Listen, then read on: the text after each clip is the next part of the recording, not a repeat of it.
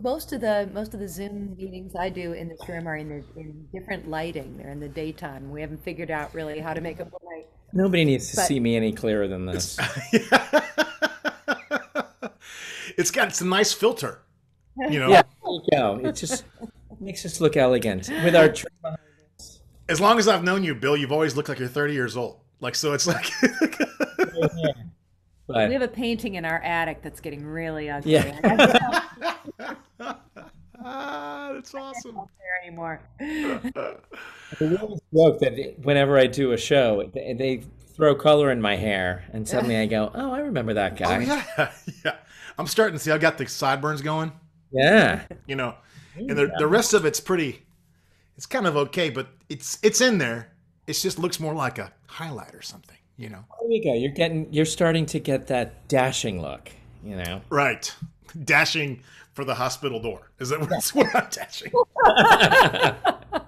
Dashing for the morgue. Uh, Win. So you're in South Carolina now? yeah, Columbia. Oh, great.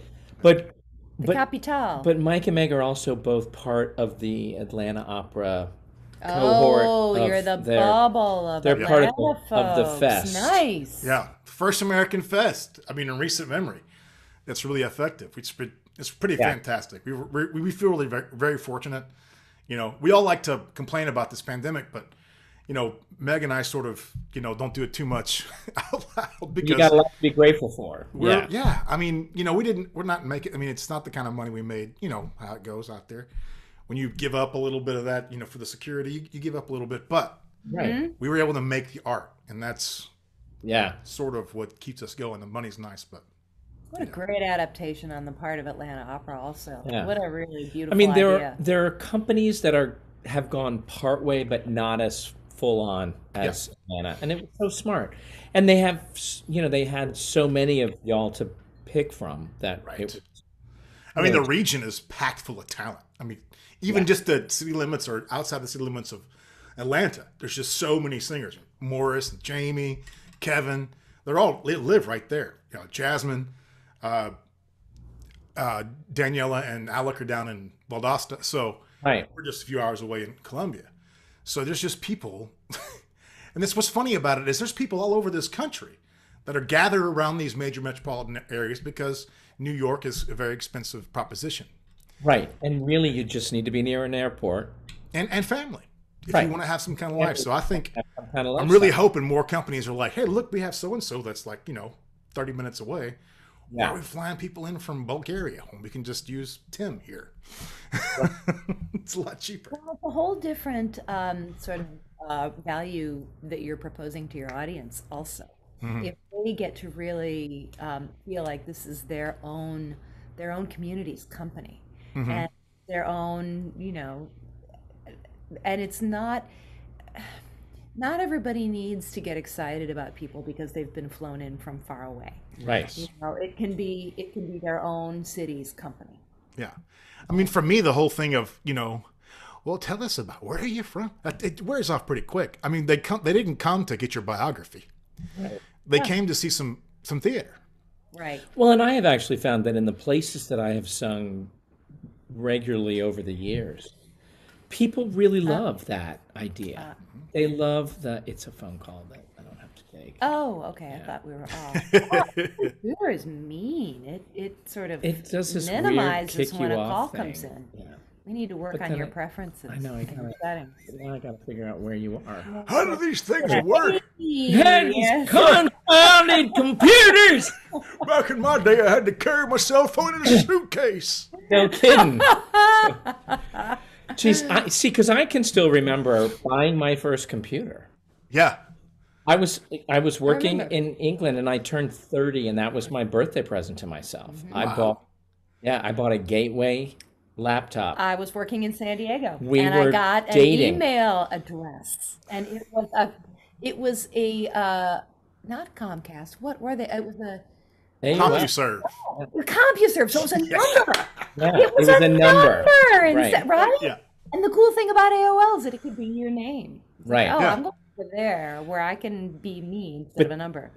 We were just sort of newly dating, and I was working at Opera North in the UK, and they still talk about the faxes, these Faxes we sent each endless other. faxes that we would, because like handwritten We long were letters. dating by fax. That's so romantic. Opera Caroline company. jokes. Caroline jokes about the fact that people at Opera North still laugh about the faxes they used to get from Carol Chickering to me, and Oh, and they'd have to blush when they pulled my fax off the fax. Whoa. You guys were sexting before it was even text.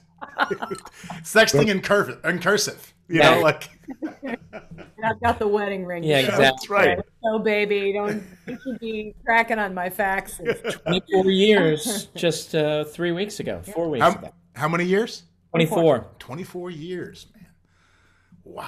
That's Yeah, amazing. 27 together, 28 together. Since '93. Yeah. So what is that? 27. Yeah. It is quite a different way of courtship when you have to think. I mean, today it's just one message, 10 words, 10 words, 10 words, 2 words, 1 word. But when you have to sit down Yeah. and it costs you money to send Right. that fax, and that wasn't cheap even back then. I've done this myself when I was, when I was in my first marriage, my ex-wife was in Italy and I was in America, and that's the only way we could communicate. Right. And by phone cards. Remember those? We used to have we used to yeah. have regular Oh, yeah. 4-digit phone bills. Yeah. Yeah. We spent our money on. Evelyn Lear and Tom. Evelyn Lear and Tom Stewart. Saying they said the same thing to 2 different master classes that Bill and I attended, him in San Francisco and me in Chicago. They said the same thing. If you want a marriage, don't even look when the phone bill comes. It's one Yeah. of the most important investments Just you can make. pay Go it ahead and and know talk, your- yeah. and don't look at the figure. Just pay it. Well, this And- has changed everything. It's exactly what I was going to say. Zoom, Right? the fact that you can actually have a conversation and feel like you're in the same room, and it's free. and Yeah. it's is amazing, and that's mean- a huge change for artists today. One of the things that Megan and I did right off the bat when we first got married, and got married, and I was in my late 30s, she was in her early 30s, but we were already sort of established in our own lives, and so we had our separate finances, but we do have a joint account that we use for household stuff, and part of it now it's for household stuff. But back then, we would put a set amount in every month, and that was for flights and hotels, Right. because you guys understand the 2-singer tango. Yeah. Oh, sure. And you have to, if you were off or if you had some time off, you could sit at home and stare at your walls or phone or whatever. Well, Right. yeah. No. But Yeah, go see your partner. For a while, that was our life too. Yeah. Yeah. Well, how long? So when you started courting, and can you give us the Bill and Carol story? So Ooh, all right, this is good. we met at the Skylight in Milwaukee. Oh my heart! Yeah. So Stephen Wadsworth and Francesca Zambello, In when the they old were still house. friends in the old house, hired us individually to be Candide and Cunegonda. What? That's how we met. And that's how we met. Yep.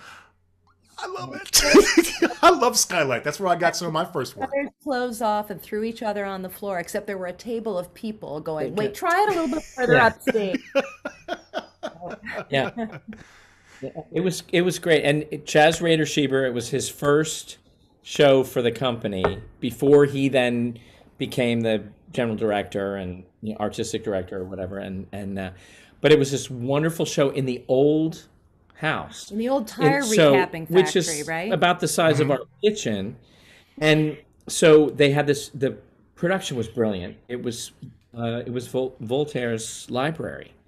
And so everything happened in this library. And so there were these, they made dolls that were exact replicas of each of us.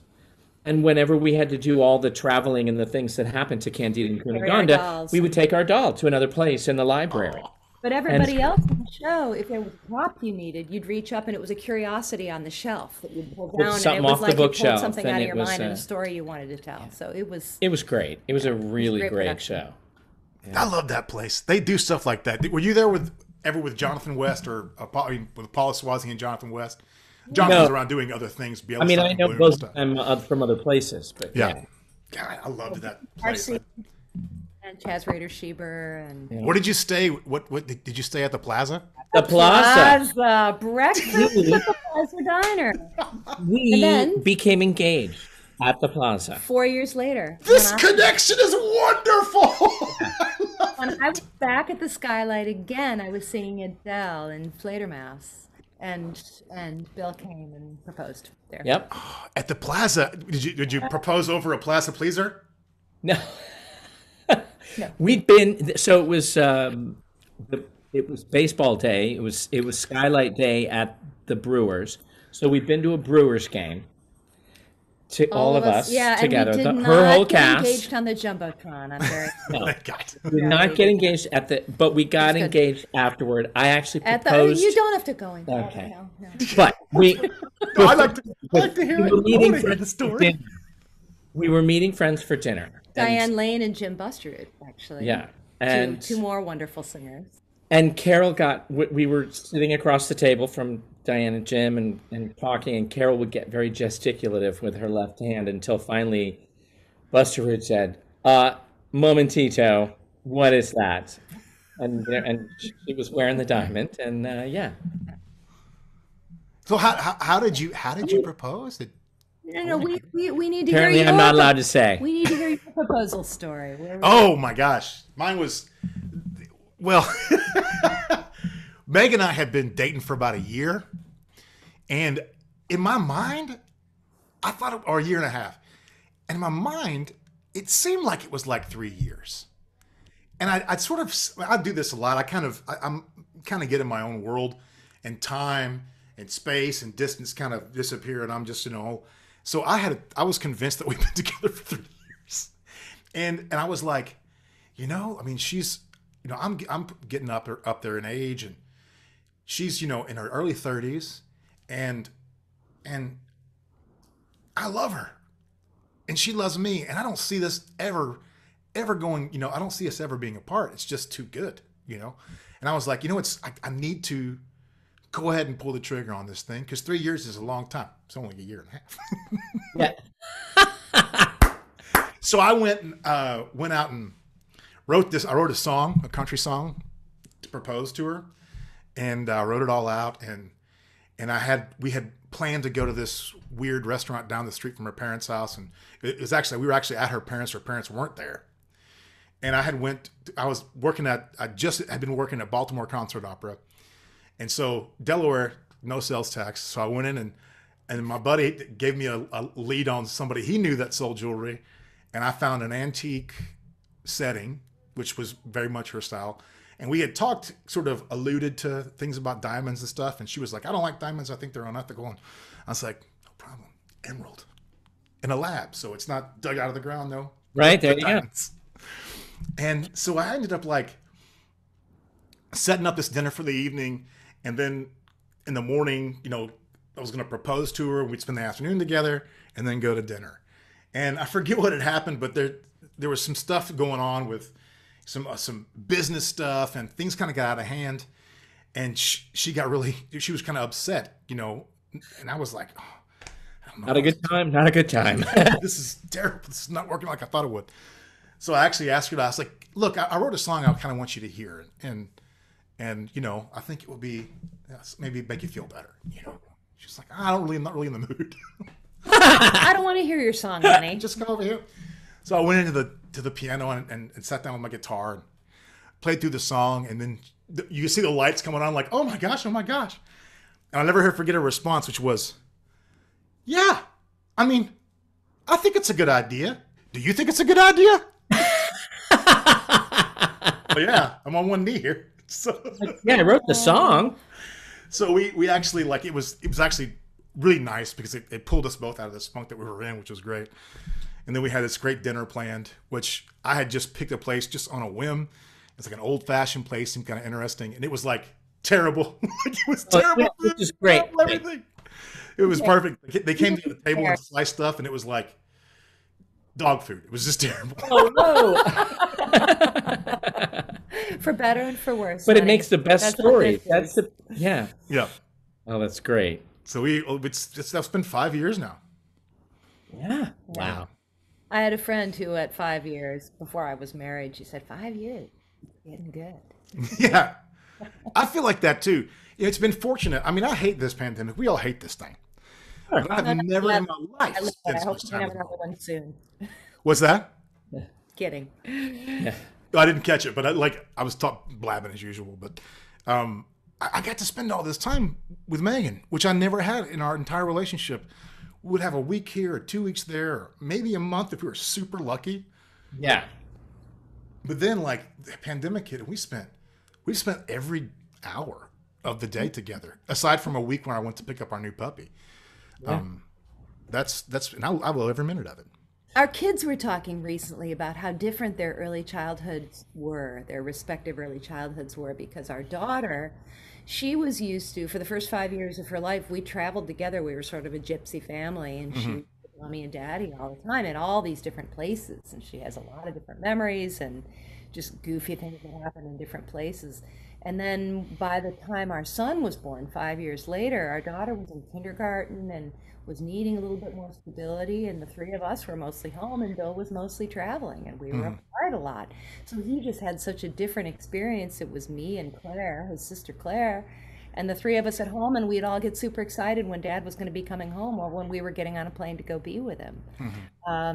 So it's a real different life, and I don't think either one of them feels like they got the short end of the stick, but their lives were really different. Yeah. One kid Very to different. I Well, mean, and my this go was ahead. one of the things that was amazing to me when I had my very first meeting with Caroline Woodfield, who's been my manager all of my professional life. And when she came to this country, I was the first new acquisition to the foster division. So she calls me her oldest baby, and we had this meeting, and this was before I had met Carol even. And she said to me, if you decide, if you get married and you start a family or whatever, she said, you need to understand right up front, your children will know, will, how did she put it? She basically said, your kids are going to understand what's normal for them based on the experience that they're having. And so they're going to know you love them. They're going to know that when you're there 100%. They're going to get to experience things other kids don't get to. And you need to know that their understanding of normal is going to be based on the experience you and your wife give them, not societal norms.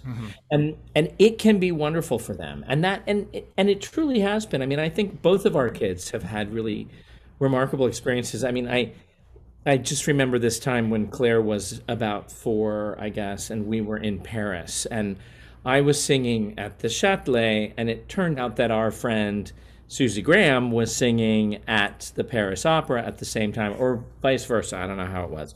But so Claire has known Susie since she was tiny. And there was this day in Paris where she wasn't getting her way. And she turned to Carol and me and said, I'm going to go live with Susie. And like stormed off in this Paris apartment.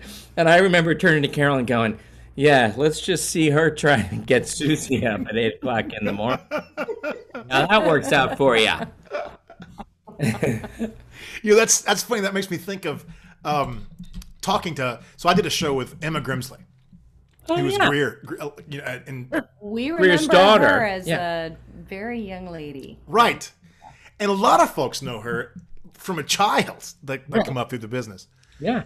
But I found her to be just number one of the most incredible actresses I've ever worked with on the show. Yeah. Just, I mean, devastating in the scenes we did together. And I'll never forget those moments. But Megan and I both, sat down and talked to her one night about what it was like to be the child of an opera singer, because we were already thinking that, we were already going to wanting to have kids and all that stuff. So we really wanted to get an insight from a child. And what you said really scanned with that conversation as well, because Emma said, yeah, my life was different than other people's, but it was normal to me. Right.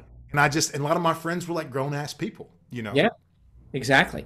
Well, that's it. I mean, Claire has always, both our kids have always been really comfortable around adults because Yeah. they've had to be in these circumstances, come to opening nights, go to events and things, and so they're both really present in those circumstances.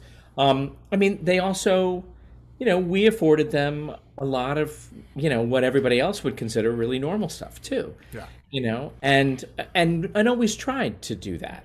To, so much so that there were, times where anytime I had time between performances, I came home because they weren't going to come to me anymore because we couldn't do that because school and, you know, summer things and whatever. But I mean, both our kids grew to love spending summers in Santa Fe. And Yeah. they would go and do day camp and they would go and do all these different activities and they loved it. Whole summers, and that just became what was standard and normal for them, Yeah. and it can be wonderful, you know. I mean, Claire spoke French when she was a little kid, It's She amazing. took it in school. Neither of our kids likes languages the way we do, but Yeah. they but they just had these experiences that were really amazing. She took her first international flight by herself when she was 7. Wow. Yeah. That's a long flight, Yeah. man, for a 7-year-old. Just Talk about kids Or knowing what's normal to not maybe them. she was young Yeah, yeah, because Jackie stayed with me in England yeah. That's right. and And she flew Claire back. flew home. Yeah. So well, that's pretty wild. And let me ask you, like, when you first had children, it was Claire, I guess, is your oldest. Yeah. So Claire's she's our 20 daughter. she's Yeah, 21, she'll be 22 at the end of February. and It's then amazing to me. You have a And 21-year-old Jackson's daughter. going to be 17 next in a few month. weeks. Oh wow. So and he's the youngest. Yeah. It's So the two of them. so one more year and hit the street, kid. Right? Well, I mean, Empty nesters. actually, we'll be empty nesters in Yeah. after he graduates, and we're considering a move back to the city, back to New York. Ooh, all right.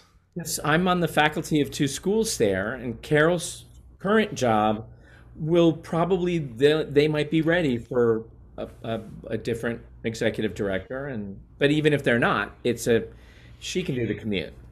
Yeah. Kind of my turn to commute. No, I made a transition from being a singer to being an arts administrator. So that's what I'm doing now, and maybe I can commute back out from the city. We'll see.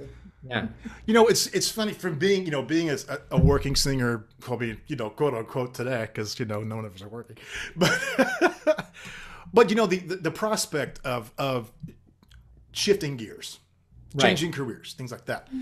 I mean, for while you're in the stream of the business, it's a terrifying prospect to a lot of people. Sure. And because you're so much of your ego and your idea of who you are is wrapped up in being in the opera singer. Right. And so, what was that like, Carol, when you went from? I mean, I've met a lot of people that have made the transition, and it's really not as scary as people think. But what was it like for you in the moment, and then in interceding time?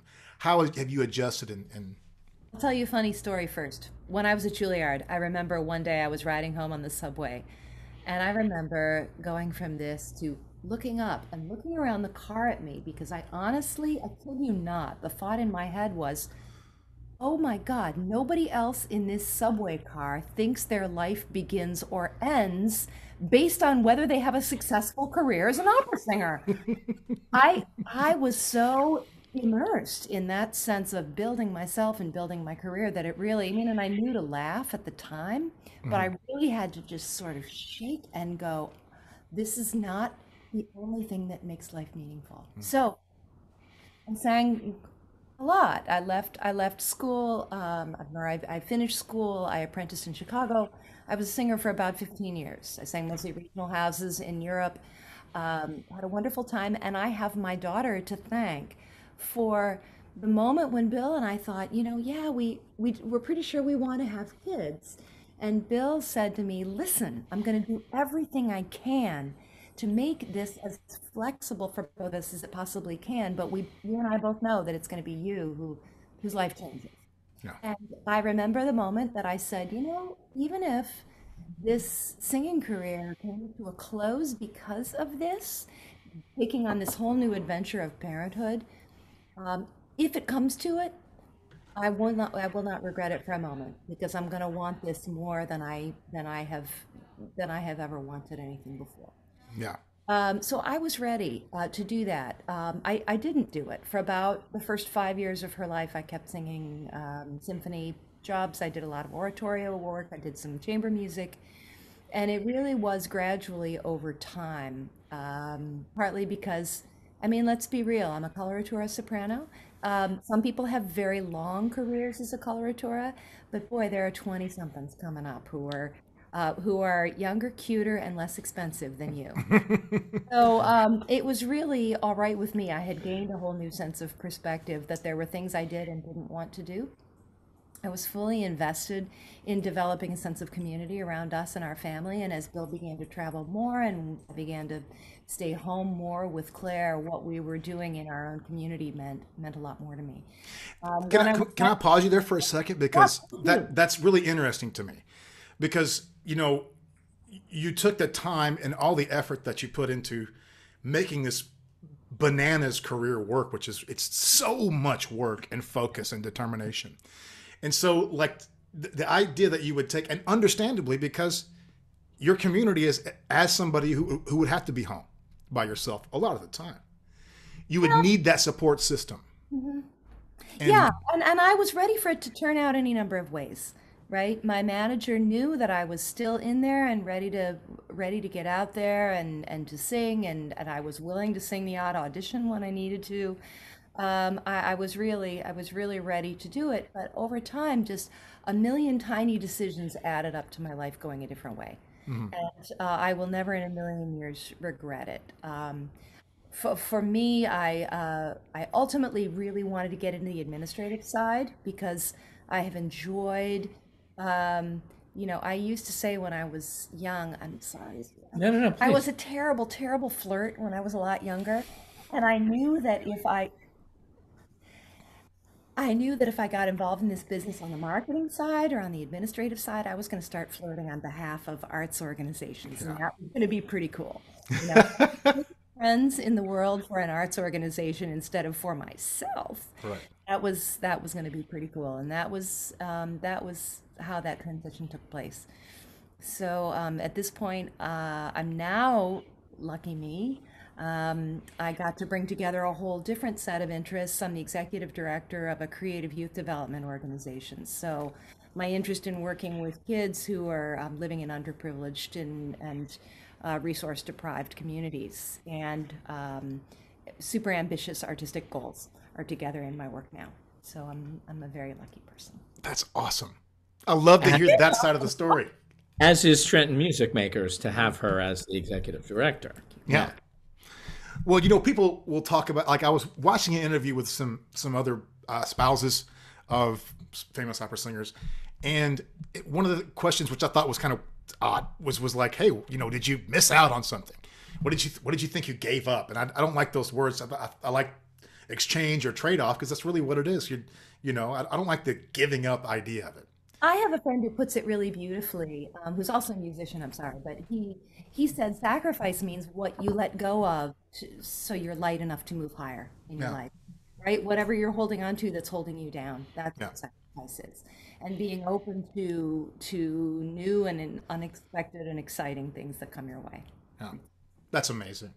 And when you were at home with the kids, and then Bill's out on the road, I mean, coming home, but Bill, for you, when you left and you knew there's this whole other world happening at home all the time, Yeah. how was that for you? And what was it like for your mental health? Because I know for me that it's difficult to be It's hard. apart from my I mean, family. it's really hard, and it's lonely. It's and not lonely in the sense that there aren't wonderful colleagues and people that you're interacting with and that you're involved and engaged and but I made choices in my life. I made a choice to spend my life with this person, and we made a choice to bring two other people into that equation. And without them, all all the hubbub and activity and delight and whatever, and it's great, but that's not what's real. What's real is this. I mean, at least that's it. Always has been for me. I did a production. I did this amazing production of Popea in Houston once, and there was a scene in it where the director Graham Vick had said, "This, I want you to imagine at the end of this." So, I mean, it was actually an incredibly crazy scene. It's a fabulous duet when Nero is a man. There's a duet between Nero and the captain of the guards, Lucanio or whatever his name is, and it's two tenors, and it's this amazing, beautiful duet. And Graham decided at the end of it, well, first of all, he decided that Nero was supposed to be in drag. So I have this fabulous picture of me looking like Betty Rubble in this long red A dress little more and like whatever, B. Arthur. or a little more like the God rest be. But that, and then at the end of this scene, we had this big kiss, and then I would walk down this staircase and sing a beautiful aria about Popea, because historically Nero apparently dressed in drag for parties and sort of experienced As you life that way, and then afterward was, back to being Nero, whatever. But Graham described the way I was meant to feel at the end of in this aria that I sang. He said, I've just directed opening night at La Scala, and it's this, it was a huge success, and there's a big party afterward, and everything is fabulous. And then at the end of the party, he goes back to the room where they let him keep his things as the director, and he collects his score and his coat and whatever else, usually in plastic shopping bags from the grocery store. And he walks alone back to his hotel that is nice, but not necessarily the Ritz. And he's alone. So he's had this incredible success in this wonderful moment and this awesome sort of thing. And then he goes back alone to this hotel room where he goes to bed and starts the next day. And that's really how our lives are, certainly on the road, because it is, we do have these wonderful experiences, and we've had this great rehearsal period that leads up to this opening, and we do this thing, and the performance happens, and then the performance is over, and everybody goes home with their spouses and families and significant others, and we go back alone to the place where we're staying until we get to do that at the end of the job. Yeah. And so that's the thing that I sort of, I take with me always under those circumstances. And I will never forget. 2:00 in the afternoon, I'm in Montpellier, France. I'm about to go into rehearsal. So it's 1:45, say.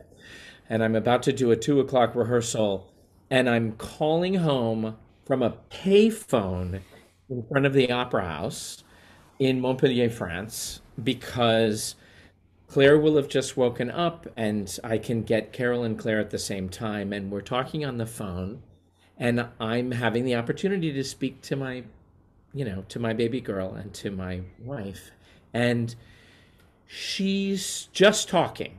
So so I'm kind of trying to engage her and everything, and I hear her put the phone on the table and say, "Mommy, I'm sad." And I said, "Sweetie, pick up the phone, pick up the phone." And she picks it up. I said, "Sweetie, why are you sad?" And she says, "Because you went away." She was 2. And I'm standing there outside the Opera House, and I'm singing my first Pelléas, and it's an amazing experience. And I say, "Can you put Mommy on?" And she hands the phone to Carol, and I lose it because this was the first time that we'd experienced that, and that's the trade-off. Yeah. The trade-off is missing out on, sort of being there and present. The amazing thing is that in between jobs, and this was something Caroline, God love her, always made sure that our downtime was as important as our working time. When I was home 24/7, I did school runs, and I made breakfast and dinners and packed lunches and Oh man, I had did, spa days. It was great. it was Such a good husband, Beal. that's an amazing trade-off, But I missed birthdays and I missed school events and pageants and sports things and all, all of that kind of stuff, and so it's definitely a huge give and take. Well, there is nothing, I don't think, that approaches the acute sense of belonging that a parent must have for a child, especially one who's that young. Right. And so that emotional memory that you have at that moment, and you're saying that you're going to go and do your Pilias right then. Was it like, did it in any way amplify the performance, or did you feel those emotions that you were having while you're like, what was that like? This is something I do all the time. I just taught a lesson to a kid. It was a trial lesson for someone who's applying to one of the schools where I teach. And I was explaining to them that this is something you bring to your performance life. Everything, when you start to, I was trying to explain to him that now is the time in his life where he needs to really be integrating the voice and the body, because we are our instrument from the sole of our feet to the top of our head. Yes, sir. Right? And I said, you're going to bring every single aspect of your life into your performance. The clarinet doesn't care if on the way to the concert, you stepped in dog poo. But if you stepped in dog poo on your way to the opera house, that's going to have some significance. What we experience in our lives informs our rehearsals and performance, absolutely. And part of our job is to realize we have to learn how to be able to separate when we have to, right? The kinds of things. And sometimes you can't, right? So the one amazing opportunity I have had to sing with your incredible wife was Onegin in Atlanta. And opening night of that Onegin was 2 weeks to the day that my mother passed away. And I was prepared to do it, right? I was going to, I got through the rehearsals and we'd done everything we could do. My wife and son were there. My father, recently a widower, and my brother had come to be at that performance. And I woke up on the morning of the premiere voiceless. And, I was just devastated, absolutely devastated on two fronts. I was mourning the loss of my mother, who I adored. And I had also this was my job. This is what I did. And everybody was there to support me through this and including Megan and the entire cast and all of the Atlanta Opera who had circled the wagon so much for me. It was incredible. Yeah, they do that. And I had texted a friend of mine, one of my dearest and oldest and dearest friends, and said, I can't believe this is happening.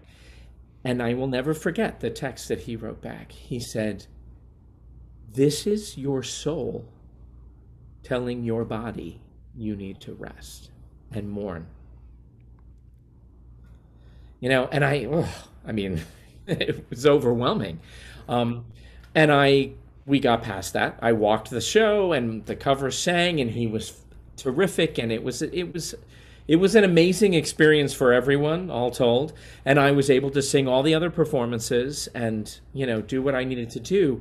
But anyone who doesn't think we bring all of our lives into our performance doesn't understand what we do.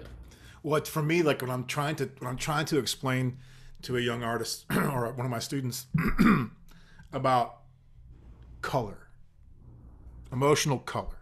Right. And they're used to being told, well, there's all these images and things and tricks or whatever to do this. So yeah, drew the decrescendo there.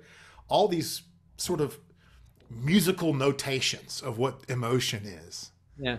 And what I tell them is like, what the easiest way to find the color of that is experience the emotion and then sing through it. Yeah. Because everything catches right there. And that's Right. one of the things I use, especially in American, in all languages, but in English, for me, English modern opera, we have a lot more latitude with the palette of colors we're allowed to use.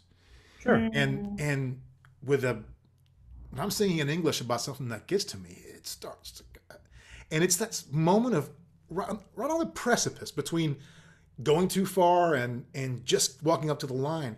Boy, that's Yeah. that sweet spot. And I don't have to think about phrasing. I don't have to think about the sadness or the blueness or the yellowness of a color.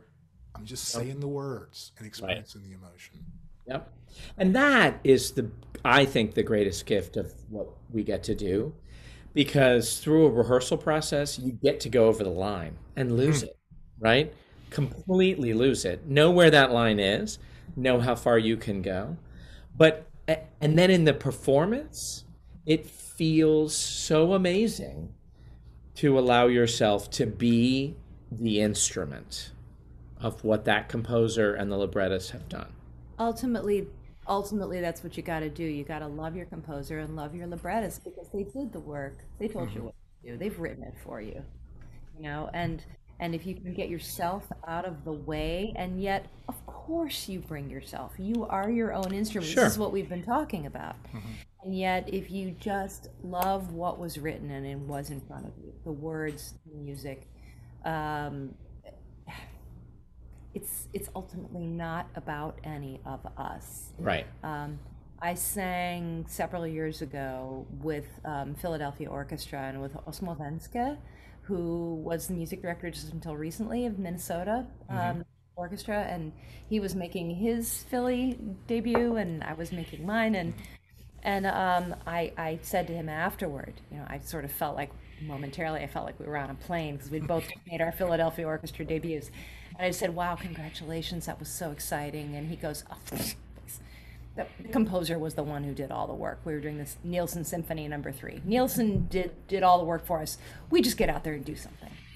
Yeah. So I thought, well, I'm going to go home now. I'm feeling good about myself, But it is great to but get it's to true. be the If instrument. you can really right? be the servant and really love and honor this work that has been created, and you have the honor of experiencing.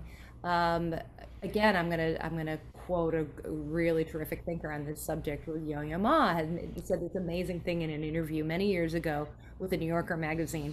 He just said when he gives a performance, he loves to and feel like he's inviting people to his home because he lived with this piece of music for a long time and knows it. And he wants to say to everybody, hey, come on in. Let's appreciate it. Let's enjoy this together. Yeah. I have something to share with you. Let's enjoy this. And it's the most freeing thing, seriously, that it's not about you and what they think of you. It's how can we appreciate this work together. One of the things that helped me understand that concept, and I'm fortunate in my career. I mean, I didn't feel that way early on because I had this, long sort of hockey stick trajectory. Bill knows because he's known me since way back when I was hanging up on the cross in a loincloth, and Mario's down there. But I had this long, slow burn, and then, in the past, 3 or 4 or 5 years, things kind of, I actually was like, oh God, thank God I'm not wasting my life. But I've had the opportunity to work with so many living composers. Right. And so much of what I did up until that point was so distant and far removed and everything.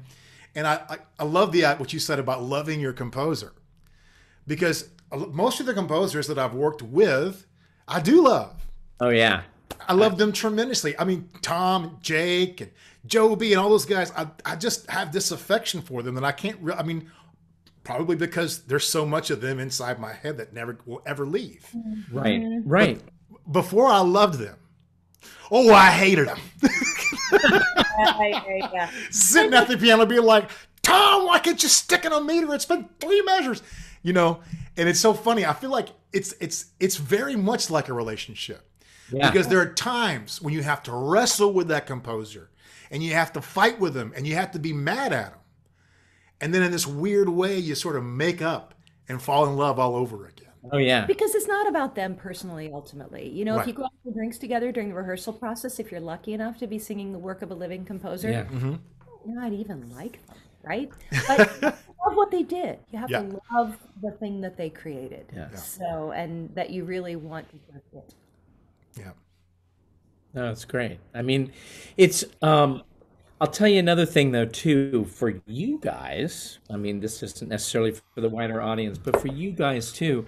The I became a better singer after we were married. And I was conscious that I became a better singer again after our kids were born because it puts singing into a perspective. You know, I know what my real life is, and this is my job that I give everything to, but it takes a different perspective when I know. I mean, I can remember consciously thinking, if I don't get the high note, my daughter is still going to love me. And so I got the high note, Yeah. right? Because it wasn't the most important thing anymore. And suddenly you realize the high note isn't the most important thing. It is this wonderful dramatic moment in this piece. And if you're really communicating, it should be that at this moment, this character has to sing this note. It's not that it's a high note that Bill Burden has to sing and it has to be beautiful. Yeah.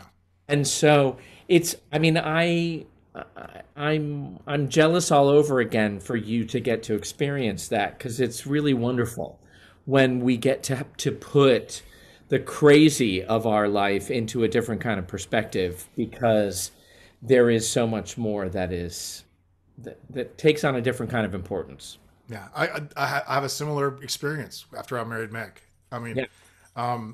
for so much of my life, I was defined by the lack of success, by the struggle, by feeling misunderstood, by feeling like, for instance, that I was an interloper. I didn't belong in this world. I was poor white trash, trailer kid, all that stuff, and I very much felt sort of ostracized and cast out many times because of who I was and where I came from and how alien this whole world was to me.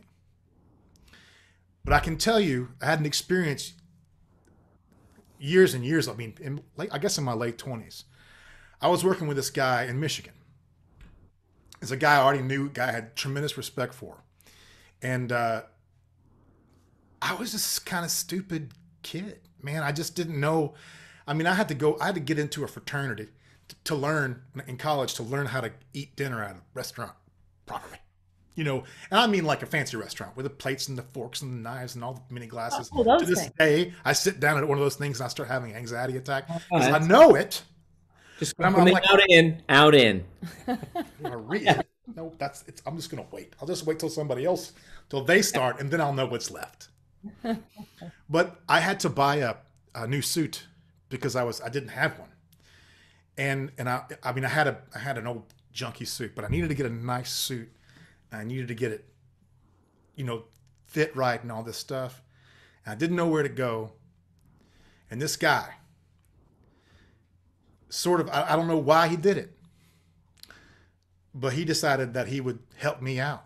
And I was just I was basically a young artist at this time. And this guy was singing Faust. And he took me to the Sims suit outlet because his father was a buyer. I think it was for Neiman Marcus. And he took me to the suit outlet and helped me find a suit that looked good on me, that fit right, and made me look good. And that guy was Bill Burton. Oh, Because, it was always very hard for me sometimes to move through this world of class and meet all these rich people, and you always felt on the outside. But I always looked up to and respected you, Bill. And that moment, I will never forget the feeling that gave me. Feeling like this guy is a big star. He's a big deal. I was in the chorus at Central City when you were Candide. And the fact that you took that time out and took me under your wing and shared with me your knowledge that you knew that I needed to have in order to get this thing going. I don't wear suits anymore. I just wear cowboy boots and blazers. But I have to tell you, Bill, like that will always live in my heart. And it was it's a testament to the guy you are. Well, we were talking about this before we signed on, and one of the things that you discover throughout this life is you go to jobs and you want to be open to you want to be friendly enough with everyone that you feel like there can be an openly artistic experience that is shared within a rehearsal process so that the show can be the best that it can be. And on those, and it is rare occasions that you feel that there is a connection with someone in the cast, in the chorus, in the company, in the whatever. That Carol used the term that they're keepers. Yeah. You realize that this is somebody that was a keeper. I remember you doing performances in Santa Fe with a torn meniscus, Oh yeah, that's right. and nobody paid. You know, it's like and as if it had never happened, because we had been on this set, the undulating rake, Oh my Yeah. God. and that was wet one day, and you tore your meniscus in rehearsal and still did all the show. I mean, I remember all those, and I can remember at the time thinking, this is a keeper. There's no two ways about it. And you know, the it's the kinds of connections we're allowed to make in our lives that, and what is so remarkable is that we get thrown into groups of new people all the time. We don't go to the office where all these people have been here for the last 35 years. Every job we go to is like first day of school at a new school. And it is, yeah. But it's so amazing when you get to know those people and we learn over the years.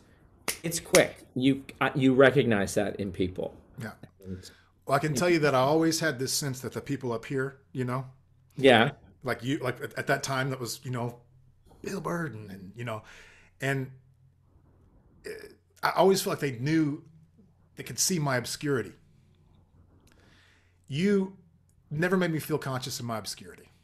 I didn't feel obscure when I was around you, especially when we went to the suit outlet. And so, I mean, that's a great lesson, and I really appreciate it, man. Oh, And the perspective is, I mean, hearing it from your side is also fantastic too, because, you know, it was yeah. fantastic. Well, guys, we're coming up on an hour. I Thank wanted to say thank you so much for taking time out of your lives to spend it with all of us here on the Dallas Opera Network on the Quick. Do you have Yeah. any parting words you'd like to leave us with? Just, I mean, at this point, joyous holidays to all of you and a wonderful, beautiful season of light. And hopefully, we're all looking forward to a much brighter 2021. And we'll all be able to do this in person soon Yay. again, Hey, which will be awesome. And Michael, Yeah. thank you so much for starting this conversation. It's my a really pleasure. perfect thing to talk It's about. it's a real privilege to be able to. I mean, I threw this show up as an idea, and I used to have an old podcast back in the day. But the best part about it is just being able to get to know people on a sort of a deeper level and a more personal level. And I'm Yeah. really thankful for this conversation today. Well, thank you. It's a privilege.